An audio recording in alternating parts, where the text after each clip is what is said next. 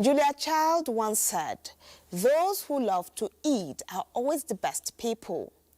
Now, while we can debate that, Jim Brillat Savarin offers another perspective. The type of food we eat defines who we are. Think about it. The choices we make with food says a lot about how we live. And let's be honest, we all love to eat, but sometimes what we are eating doesn't love us back. In today's busy world, balanced eating often feels like an afterthought. But when we don't pay attention to what we put into our bodies, the consequences can be far more serious than we think. Yes, talking about diabetes, people often believe it is just about staying away from sugar, but it is not that simple. Diabetes is a silent intruder, creeping up on us quietly. It is a condition that can slowly break down your heart, your eyes, your kidneys until your entire body feels the strain. With over 400 million people worldwide living with diabetes and 1.5 million deaths linked to it each year, it is a global crisis, and that is why on Health Options, we are turning our focus on diabetes. Together, let's explore what we can do to understand and manage this serious condition. I am Salwa Khalil Ibrahim, and I'm so glad you're here with us.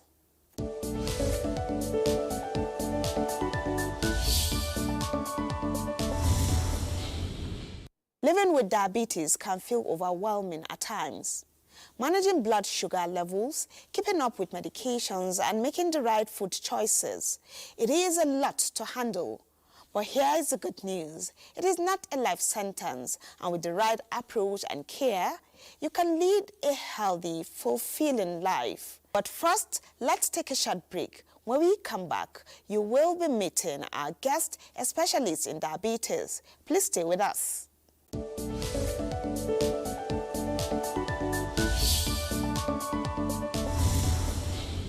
My guest is a consultant physician and an endocrinologist, Professor Felicia Anuma. Many thanks for joining us, Prof. Thank you for inviting me. Okay. What it is about diabetes and the types of diabetes we have? Okay. Diabetes, in simple terms, is when the body loses the ability to utilize glucose properly. That is what we call diabetes. And there are different types of diabetes. We have the one we call type 1. That one occurs in, younger people. And then we have the type we call type 2. Incidentally, majority of the diabetes cases we are talking about, like 95%, is type 2 diabetes. And then we can have what we call gestational diabetes. That is blood sugar going up for the first time during pregnancy. That is what we call gestational diabetes. And usually after delivery, majority of it resolves, but it can be a risk for diabetes in future. And then we can have diabetes due to other conditions, other diseases that can present with diabetes as part of the presentation. So the chronic complications of diabetes, particularly if someone has been diabetic for a long time and control has not been good, it can affect actually virtually every organ of the body. Okay. The brain, the eyes, the heart, the kidneys, the nerves, the blood vessels, and then they can present with all kinds of, symptoms from the chronic complications of diabetes. So what are the warning signs for diabetes? At what point should one be worried that he has diabetes? Well, the truth is this. Diabetes can be, blood sugar can be high and the individual is not having any symptom whatsoever. Oh, wow. And that is why it is important for, medical checks so that, and blood sugar is amongst those things that that individual should, check out for each time we are doing medical checkups. Then we can have a group that can present with what we call the classical symptoms of diabetes. Okay, the individual is eating too much, urinating too much, drinking a lot of water. So when these symptoms are there, that individual should go and find out what is going on.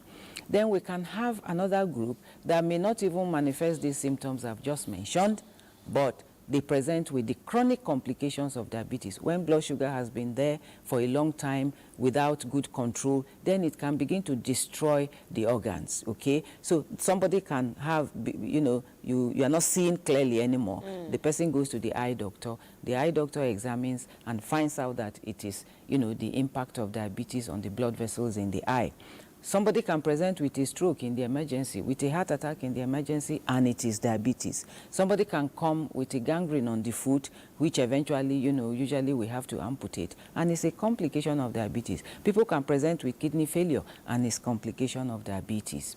Okay, so then there are there's another group that can actually collapse suddenly at school or in the office or at home when blood sugar gets very, very high. So they rush the person to the emergency. Any diabetes, they will say no. But when we check, the blood sugar is in the sky. So there are various ways that, you know, diabetes can present. Okay. Now, we learned that one can inherit diabetes, but beyond the hereditary type of diabetes, how can diabetes be acquired? And then again, are we seeing more of diabetes in the African continent and Nigeria in particular? Yeah, thank you for that question. The truth is we are seeing more and more diabetes cases. Diabetes is becoming a time bomb that can explode any time. Now, you asked about, you know, the hereditary component of diabetes. Yes, there is a hereditary component. In type 2 diabetes, for example, if one parent has diabetes, any of the children of that parent has a 40% chance to have diabetes at one stage or the other in his or her lifetime. But I'm usually quick to say the person has a 60% chance in his or her hand to get well informed, get empowered, live right, and avoid having diabetes. Now, there are other, and if two parents have diabetes, the individual has as much as 70% chance. And if one sibling also has diabetes, a brother or a sister, the person has a 40% chance. Now, there are other reasons, what we call risk factors, why people, you know, become diabetic. And those risk factors are mainly environmental. And when we talk about prevention, those are the issues that we should strongly address. Okay, many thanks, Prof. Now, we'll take a short break here. When we come back, we'll talk more about the management of diabetes. Don't go away.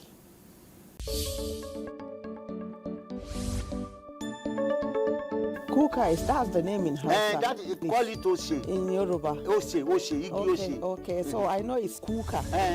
I am delighted to have you join us on Health Options, the program that not only tracks government policies on health.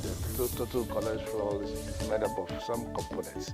The high density lipoprotein, which is the good cholesterol, the low density hypoprotein, which is the bad. Cervical cancer, a type of cancer that develops in a woman's cervix. There were opportunities for women to get screened for both cervical and breast cancer, maybe up to 30,000, but we'll be having figures of 5,000.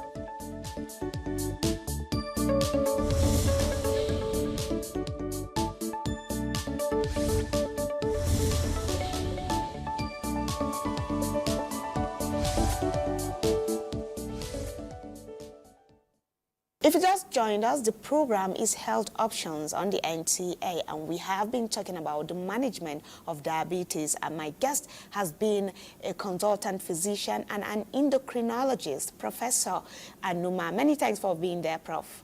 Thank you very much. Okay. Now, for those that may have or have been battling diabetes, what is the best way now in terms of diet, in terms of insulin shots? Now, what are the best measures of management of these ailments? There are various ways we treat diabetes. There are a small group that just by modifying their diet, their lifestyle, stopping smoking, stopping drinking alcohol and all that, we manage them and, you know, blood sugar normal, and they continue in that line.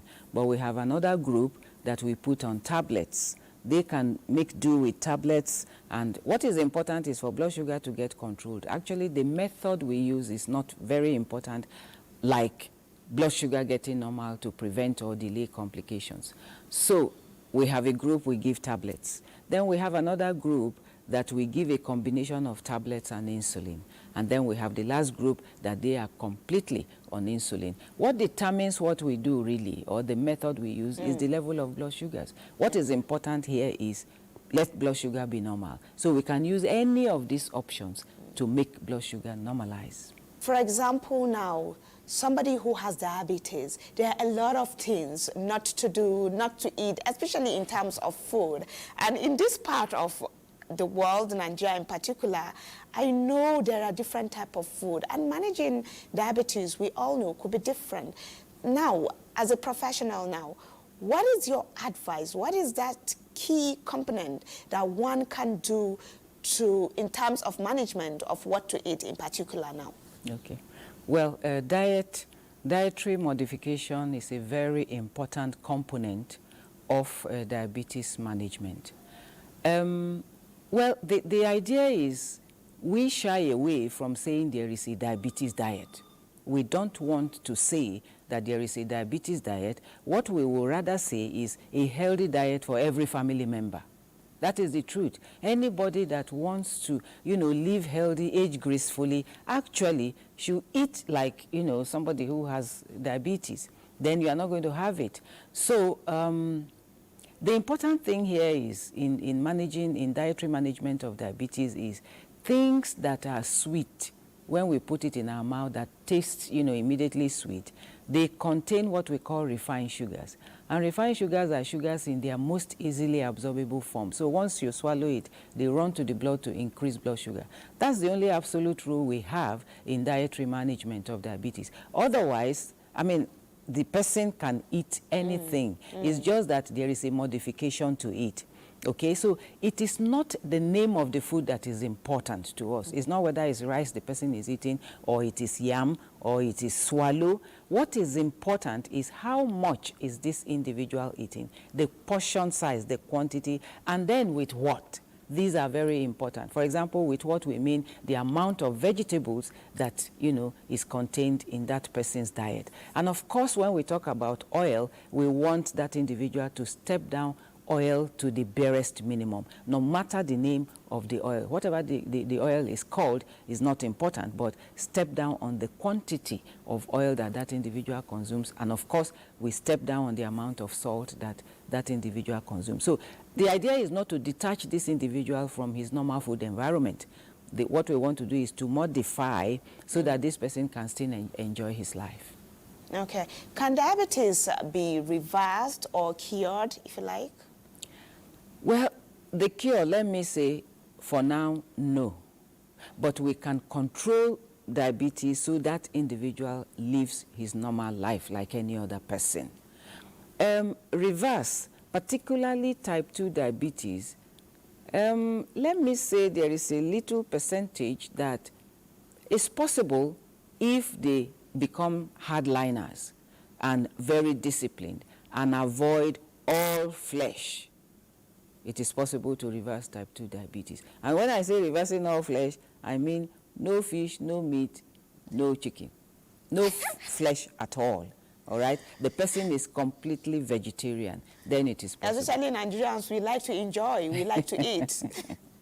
Okay, so that is possible in terms of controlling the diet. I want you to re-emphasize on that, especially what we eat. I know earlier you said, modification of diet, and then, of course, quantity control is very important. I want you to re-emphasize on that, especially for those managing diabetes.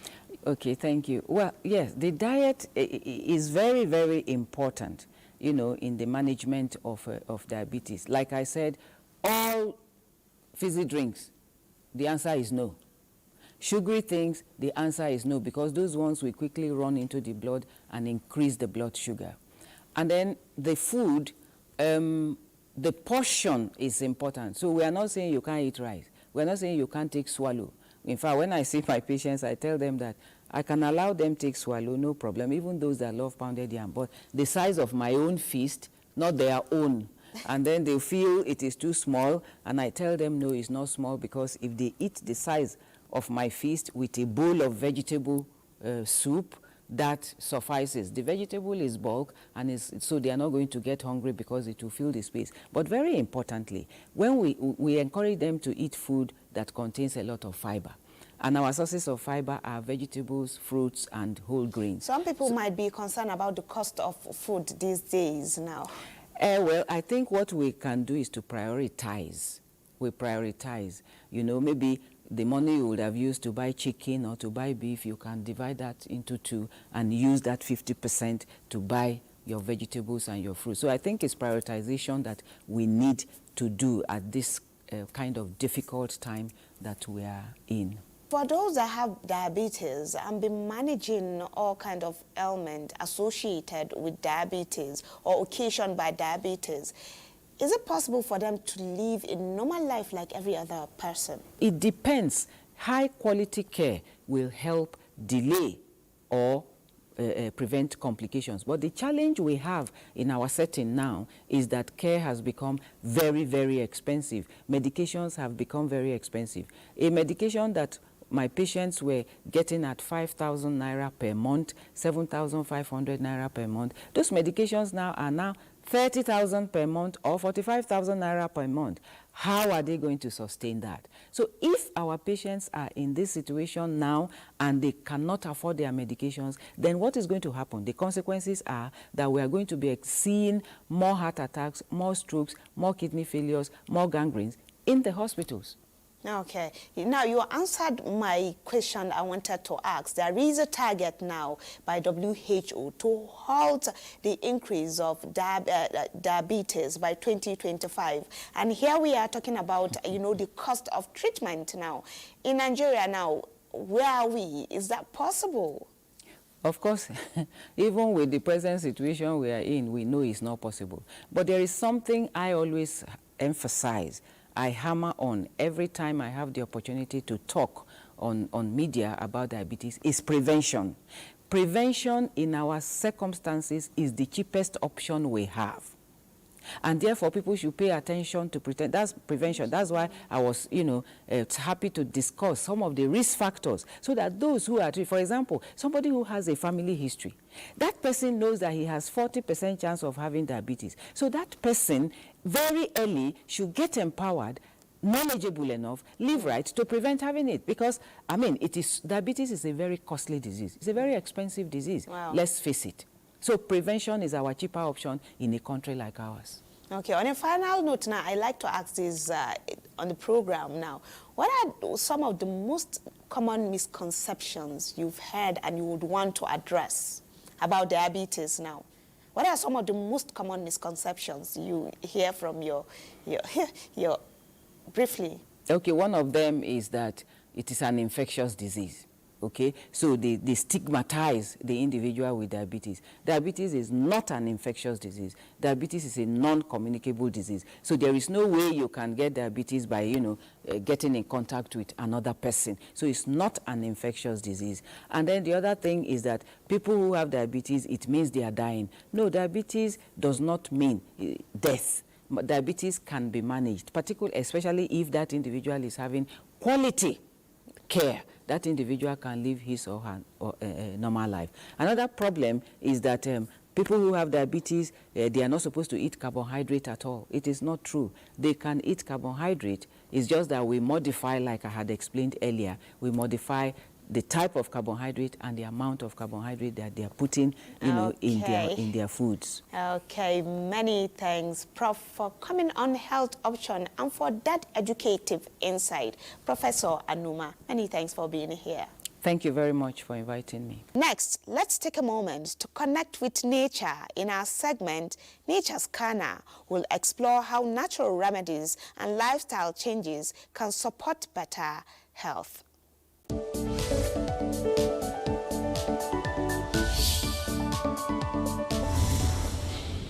We talk briefly on diabetes. Diabetes is at the root of most of the heart diseases, along with high blood pressure. if this situation exists and there's diabetes, a number of local materials are available for use in the treatment of this situation. In our experiment, we have seen that mango, your common mango, the leaves have been used in a boiled form and drank to reduce incidences of high sugar level. In the same manner, the common garden egg, you know, which can come in different forms. It may be yellow, it may be green, and it may be white, have been used in the treatment of diabetes. The combination, we don't need to go, we're not making you to become either scientists or manufacturers on your own. It's just to let you know that the various things that are available within your compound can be used. In your kitchen, actually, can be used for all this. The time-tested beetroot, when it is drank, it has a lot of effect on sugar level. When it comes to high blood pressure, we'll still mention it, because they have dual uses. Now, your time-tested onion, the red onion, and white, when they are intricately combined, we see effects on the high sugar level without any side effects. And here we have the well-known cocoyam. It could be white, it could be red.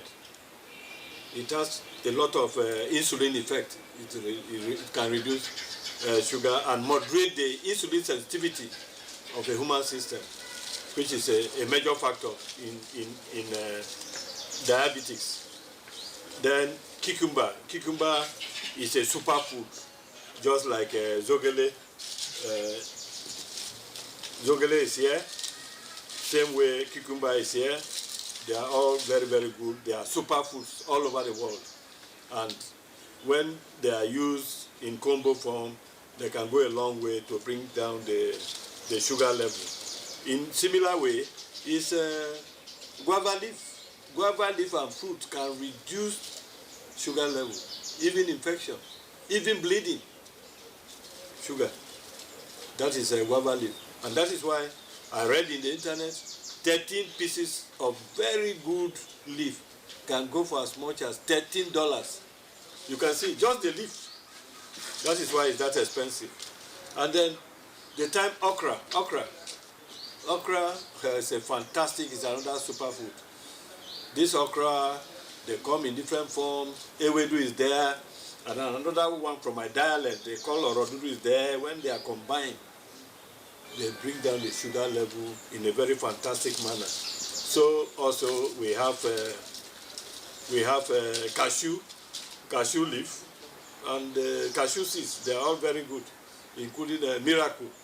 This is our time-tested original miracle leaf. They are all very good in issues of high blood sugar level. So this is just to let you know that things that are within your vicinity, when they are used within very standard normal amounts, they moderate the sugar level of the human system, and they do not cause any side effects.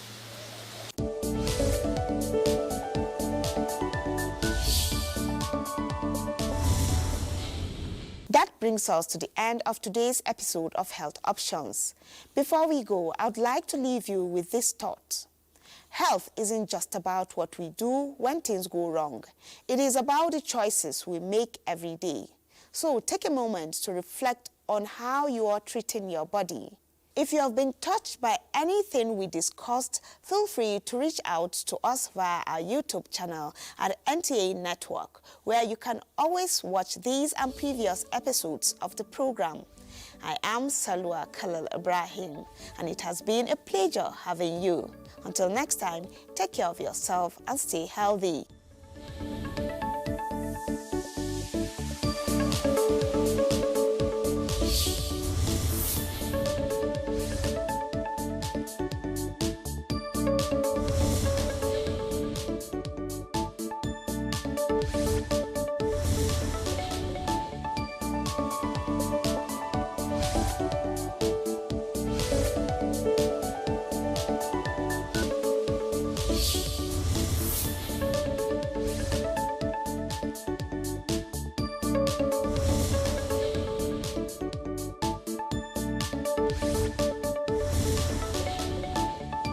much.